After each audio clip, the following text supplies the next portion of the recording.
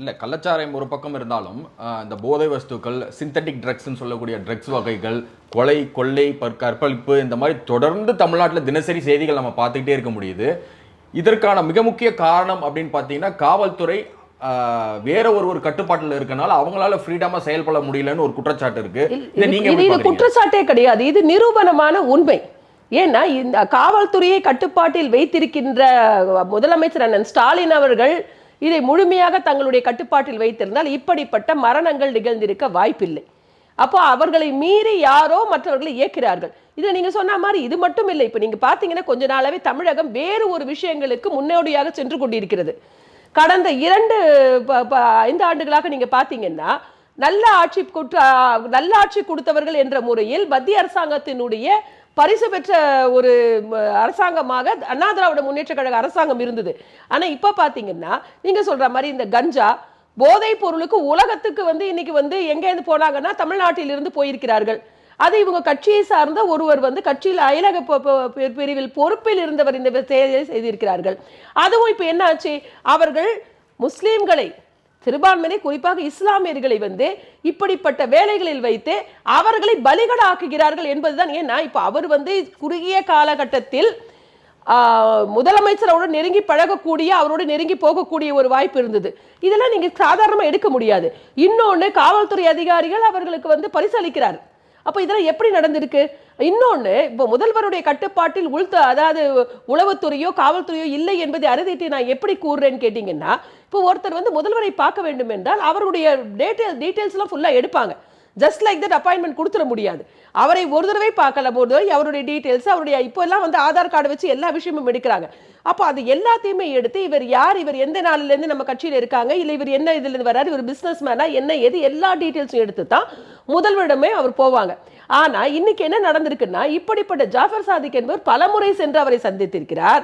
இதை விட ஒரு பெரிய கொடுமை என்னன்னா, நடக்காத ஒரு பாரா ஒலிம்பிக்ல நான் வின் பண்ணிட்டேன்னு சொல்லி வினோத் என்ற ஒரு இளைஞன் முதல்வரை ஏமாத்தி இருக்கிறார். அவர் கூட்டிட்டு போய் கூட்டது அவருடைய மகனாக இளைஞரணியின் தலைவராக இருக்கக்கூடிய விளையாட்டுத்துறை அமைச்சராக இருக்கக்கூடிய உதயநிதி ஸ்டாலின் அவர்கள் கொண்டு போய் கூட்டு போய் அவர் வீட்டுல லஞ்ச் வேற கொடுத்திருக்கிறார். நாட்டினுடைய முதலமைச்சரை அவ்வளவு ஈஸியா ஏமாற்ற முடியுது. தமிழ்நாட்டுடைய முதலமைச்சரை ஏமாற்றப்படுகிறார். ஏன்னா தமிழ்நாட்டுடைய முதலமைச்சர் இவ்வளவு எளிதாக அவருடைய குடும்பத்தாரால், அவருடைய சுற்றி இருக்கின்ற அவருடைய துறை சார்ந்த அரசாங்க அதிகாரிகளால் எல்லாராலையும் ஏமாற்றப்படுகிறார் என்றால் பியூரோக்ராட்டுடைய ஒரு இதுவா இன்னைக்கு பியூரோக்ராட்டுடைய அவங்களுடைய கட்டுப்பாட்டில் இன்னைக்கு தமிழக மொத்தமாக பிடியில் சிக்கி தவிக்கிறது. இதற்கு காரணம் என்னன்னா, மொத்தமா பியூரோக்ராட்டை சொல்ல முடியாது. அந்த பியூரோக்ராட்ஸை ஆட்டி படைப்பது யார்?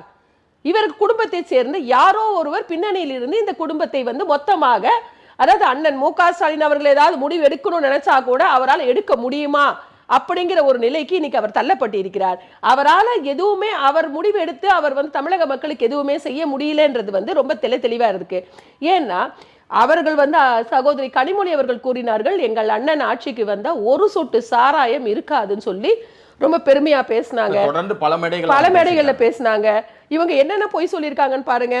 நாங்கள் வந்தால் நீட்டு தேர்வை எடுப்போம், நாங்க அதான் மத்திய அரசாங்கத்தால் சட்டப்படி மசோதாவாக்கப்பட்டு கொண்டு வந்த நீட்டை ஒழிப்போம்னு சொல்லிட்டு கடைசி மாசம் ஜூன் மாசத்துல என்ன சொன்னாங்க, நாங்க நீட் தேர்வுக்கு எங்களுடைய மாணவர்களை தயார் செய்கிறோம் சொன்னாங்க.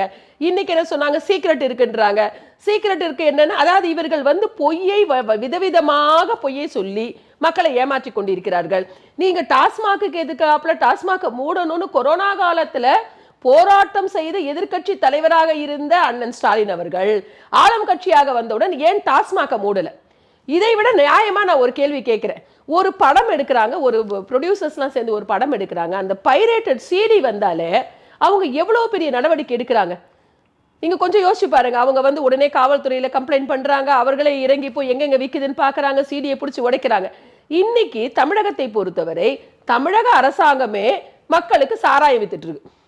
அப்ப அதுல டூப்ளிகேட் வர்றதுக்கு இவங்களே விட்டு இவங்களே நாங்க சாராயமும் நாங்க காய்ச்சுவோம், கள்ள சாராயமும் நாங்க காய்ச்சுவோம், நீ உயிரோட இருந்தா என்ன, நீ செத்தா என்ன, என் தமிழக மக்களை பற்றி கவலை இல்லை என்ற நிலையில் தமிழகம் போய்கொண்டிருக்கிறது என்பது வருத்தத்துக்குரிய செய்தி. இதுக்கு என்ன முக்கியமான காரணம்னு கேட்டீங்கன்னா, செயலற்ற திறனற்ற அரசாங்கம். இல்ல உங்க கருத்தின் அடிப்படையில் சொல்ற இன்னைக்கு சட்டசபையில இன்று நடந்த விவாதத்தின்படி துரைமுருகன் என்ன சொல்லியிருக்காருன்னா, டாஸ்மாக்ல விற்கிற சரக்குல வந்து கிக் இல்ல, அதனாலதான் மக்கள் கள்ளச்சாராயத்தை தேடி போறாங்க அப்படின்னு சொல்லியிருக்காரு. இல்ல அவங்க அப்படிதான் பேசுவாங்க. ஏன்னா உதயநிதி ஸ்டாலின் அவர்கள் ஒரு பாரம்பரியமான அரசியல் குடும்பத்தில் வந்திருக்கிறார். அவரே சினிமா நடிகரா இல்ல ப்ரொடியூசரா, அவர் எப்படி அரசியல் பாரம்பரியம்னா பாரம்பரியமான குடும்பத்தில் வந்திருக்கிறாரே ஒழிய அரசியலில் அவர் ஒரு பெரிய ஒரு ஸ்டேட்டஸ்க்கு வரலன்றது அவருடைய, அதாவது என்ன பேச்சு, முதிர்ச்சியற்ற பேச்சு. என்ன பேசினாரு, எங்க தாத்தா மதுவிலக்கு கொண்டு வரேனாரு, அன்னைக்கு நீங்க ஓட்டு போட்டீங்களா, போடல மவனே சாவுங்க நீங்கன்ற லெவல்ல தான் அவர் பேசுறாரு. அப்படிப்பட்ட தலைவர்கள் கீழே இருக்கிற மற்ற அமைச்சர்கள் எப்படி பேசுவாங்க? இப்படிப்பட்ட பேச்சுக்களை தான் அவர்கள் பேசுவார்கள். இதை விட அவங்கள்ட்ட நீங்க வேற எதுவும் எதிர்பார்க்க முடியாது. ஏன்னா கிட்டத்தட்ட 756 வகையான சாராய வகைகள் டாஸ்மாகால் விற்கப்படுகிறது. தமிழகத்தில் 756 வகையான அந்த மாதிரி இது பிராண்ட்ஸ் விற்கப்படுது. அப்போ மக்களுக்கு வந்து நீ வந்து இவங்களுக்கு கிக் கிடைக்கல அதுல போயிட்டாங்கன்னு சொன்னா இவரை தான் கிக் பண்ணணும். தமிழக சட்டசபையிலிருந்து இவரை கிக் பண்ணி வெளியில் அனுப்பணுமே ஒளி இப்படி ஒரு முதிர்ச்சியற்ற பேச்சு, தமிழக மக்களை பற்றி கவலைப்படாத பேச்சு, தங்களை பற்றி மட்டுமே வருத்த. இன்னொன்னு, இவங்க அனைவருமே கோபாலபுரத்து அடிமைகள் என்பதை மீண்டும் மீண்டும் மீண்டும் இவர்கள் நிரூபித்துக் கொண்டிருக்கிறார்கள். இவர்கள் தமிழக மக்களை பற்றி கவலைப்பட மாட்டார்கள். இல்ல, இங்க பாராளுமன்ற தேர்தல் நடந்து முடிஞ்சிருக்கு. அங்க பதவியேற்புல நீங்க பார்த்திருப்பீங்க, எல்லாருமே வந்து பதவியேற்ற அமைச்சர்கள்ல கிட்டத்தட்ட மெஜாரிட்டி பீப்புள் வந்து உதயநிதி வாழ்க அப்படின்னாங்க. அதை நீங்க எப்படி பாக்குறீங்க? மக்கள் தேர்ந்தெடுக்கப்பட்டு மக்களின் குரலாக அங்க ஒலிக்கணுங்கிறதுக்காக இவங்களை தேர்ந்தெடுத்தாங்க. இல்ல, இது வந்து இந்த 40 பேரும் நீங்க பாத்தீங்கன்னா போன தடவை நாங்க பவர் ஆஃப் என்னமோ கனிமொழி சகோதரி அவர்கள் கொண்டு போட்டுதாங்க, பவர் ஆஃப் என்னமோ ஒரு இது போட்டு ஒரு லேடிஸோடைய இது போட்டிருந்தாங்க. நான் இதுல என்ன கேட்கிறேன், நீங்க அங்க 40 பேர் போய் என்ன பண்ணினீங்க போன தடவை? உங்க கூட்டணின்னு சொல்றீங்க. இப்போ உங்களுக்கு 21 பேர் இருக்கிறீங்க. 21 பேர் என்ன சாதிச்சீங்க? நீங்க ஒன்றும் சாதிக்கல. நீங்க போன தடவை என்ன சொன்னீங்க? பெரியார் வாழ்கன்னு சொன்னீங்க. இந்த தடவை வந்து அடுத்தது நீங்க வேற லெவலுக்கு போயிட்டீங்க.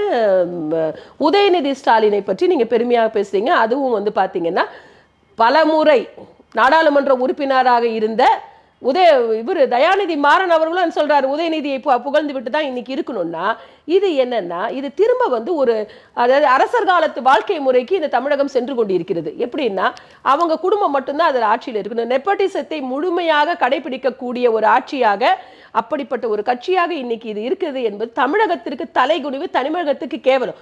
ஏன்னா அத்தனை எம்பிக்கள் 543 எம்பிக்கள் வந்து அங்க பதவி ஏற்கும் பொழுது கூட அவர்கள் நாட்டுக்காக இல்ல அவருடைய தலைவர்களுக்காக இல்ல இந்தியன் கான்ஸ்டிடியூஷன் மேல அவங்க வந்து இது பண்ணும் பொழுது இவங்க தமிழ்நாட்டை சேர்ந்தவர்கள் மட்டும் அங்க போய் தலைகுனிவை ஏற்படுத்தி வந்திருக்கிறார்கள். அவங்களுடைய கட்சியில இருக்கிற ஒரு விளையாட்டுத்துறை அமைச்சரை அவர் வந்து ஒரே ஒரு காரணம் என்ன, முதல்வருடைய மகன் என்ற காரணத்துக்காக இவர்கள் அவரை தூக்கி வைத்து அங்கே கொண்டாடி பண்ணி இருப்பது இப்ப மக்களுக்கு வந்து ஓட்டு போட்ட மக்களுக்கு செருப்படியுது. வேற எதுவும் சொல்ல விரும்பல. ஓட்டு போட்ட மக்களுக்கு இதுக்கு செருப்படிய. நீங்க என்னதான் நாங்க சொல்றதை நம்பி என்ன ஏங்க ஏமாறுறீங்க? நாங்க அப்படிதாங்க போய் சொல்லுவோம். நீங்க ஏமாந்து எங்களுக்கு போடுறீங்க. எங்களுக்கு உங்களை பத்தி எல்லாம் கவலை இல்லைங்க. எங்களுக்கு அந்த கோபாலபுரத்து குடும்பம் சந்தோஷமாக இருக்க வேண்டும், அவர்கள் இவர்களுக்கு ஆதரவு அளிக்க வேண்டும். அவ்வளவுதான் இந்த நாடாளுமன்ற உறுப்பினர்களுடைய மைண்ட் செட்டா இருக்கே ஒழிய இன்னைக்கு வந்து 2023-24 எலெக்ஷன்ல இப்ப இவங்க சொல்லியிருக்காங்க உதயநிதி ஸ்டாலின் வாழ்கன் இருக்காங்க. அடுத்த எலெக்ஷன்ல நீங்க பாத்தீங்கன்னா இன்பநிதி ஸ்டாலின் வாழ்கன் என்று இவர்கள் குரல் கொடுப்பார்கள். அப்போ இவர்கள் எப்படின்னா அந்த பரம்பரையாக வழிமுறையாக இவர்களே ஆட்சியில் இருப்பார்கள், இவர்கள் தான் கட்சியை காப்பாற்றுவார்கள். இது போது இதுல வந்து ஜனநாயகம் என்பது துளி கூட இல்லாத ஒரு கட்சி வந்து திராவிட முன்னேற்ற கழகம். ஜனநாயக முறைப்படி நடக்காத ஒரு அரசாங்கம் தமிழக அரசாங்கம். அதுவும் இந்த திராவிட முன்னேற்ற கழகத்தின் சார்பில் உருவாக்கப்பட்டிருக்கிற இந்த அரசாங்கம், தமிழக அரசாங்கமானது ஜனநாயகம் என்றால் கிலோ எவ்வளவு விலை என்று கேள்வி கேட்கக்கூடிய வகையில் நடந்து கொண்டிருக்கிறது. வருத்தத்துக்குரியது. உலகத்திற்கு ஒரு தவறான எடுத்துக்காட்டு. தமிழகத்தை இவர்கள் தவறான வகையில் வந்து வழிநடத்தி கொண்டிருக்கிறார்கள். இல்ல, சமூக வலைதளங்களிலே திமுகவினர் வைக்கக்கூடிய, திமுக இருக்க கட்சி நிர்வாகிகளை வைக்கக்கூடிய குற்றச்சாட்டு என்னவா இருக்குன்னா, மு.க. ஸ்டாலின் அவர்கள் டம்மி ஆயிட்டாரு, கட்சி வந்து உதயநிதி பக்கமும் சபரீசன் பக்கமும் போயிடுச்சு அப்படிங்க. கண்டிப்பாங்க. இன்னைக்கு கட்சி தலைவர் யாருங்க? அண்ணன் ஸ்டாலின் அவர்கள். இதே நீங்க பாத்தீங்கன்னா ஐயா கருணாநிதி இருந்தவரை கடைசி வரை அவர் தான் தலைவராக இருந்தார். அதுதான் ஒரு தலைவனுக்கு அழகு. அவரை பற்றி எத்தனை விதமான எதிர்ப்பு விமர்சனங்கள் என் மனதில் இருந்தாலும் ஒரு அந்த கட்சியினுடைய தலைவராக அவர் கடைசி வரை அவர் தன்னை நிலைநிறுத்தி கொண்டார்.